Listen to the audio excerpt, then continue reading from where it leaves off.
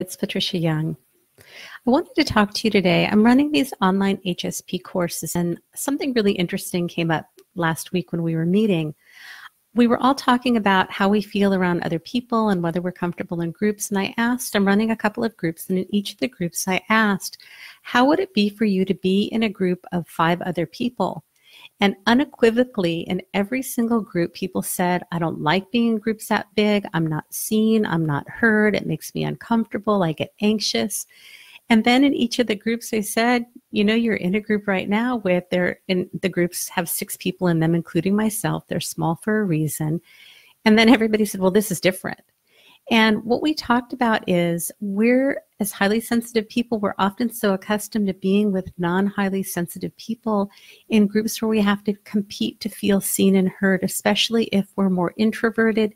Even for myself as an extrovert, there's a new online group that I joined, and something came up and I didn't agree with what was going on. And I was really trying to decide, do I want to say that I disagree with the person? I'm not sure what the culture is. It was just very new, and I tend to be pretty outspoken.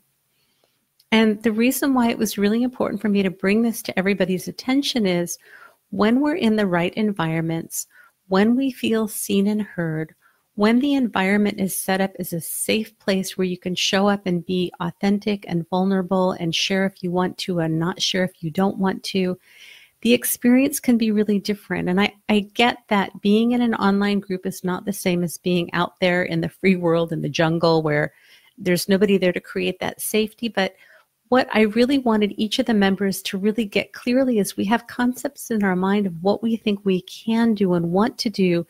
And these people for 5 weeks now have been having a very different experience. And some of the people said, I wasn't so sure about taking this course. I'm tired at the end of the day. I feel depleted. I don't have anything left to give.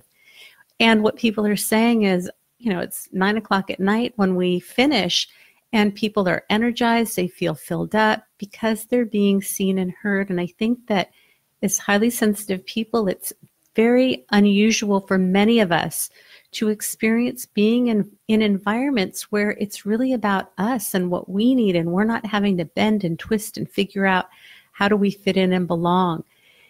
And the reason why I wanted to do this short video for you is, I just remembered I forgot to record in the other program. Oh, well, the reason why I wanted to do this video for you is we get these ideas of what we think we can and can't do as highly sensitive people. And often we have experiences that are totally counter to that, but it doesn't get into the narrative, the story that we tell ourselves. And so for all of the people in the online courses that I'm running, they've had the experience for 5 weeks now of being with 6 people all together and having it be a nurturing, fulfilling experience where they're learning about themselves, they're learning about the trait, they're feeling energized at the end of the group, they're working collaboratively, they're being incredibly vulnerable.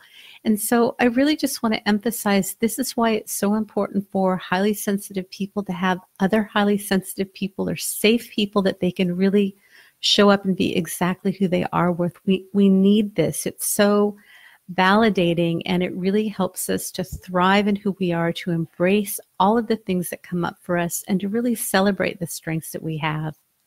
If you don't know, I have a podcast called Unapologetically Sensitive. You can get more information about the content that I have at unapologeticallysensitive.com. If you found this helpful, please share it with somebody else. I hope you're having a blessed day. Remember, sensitivity is nothing to apologize for. It's our superpower.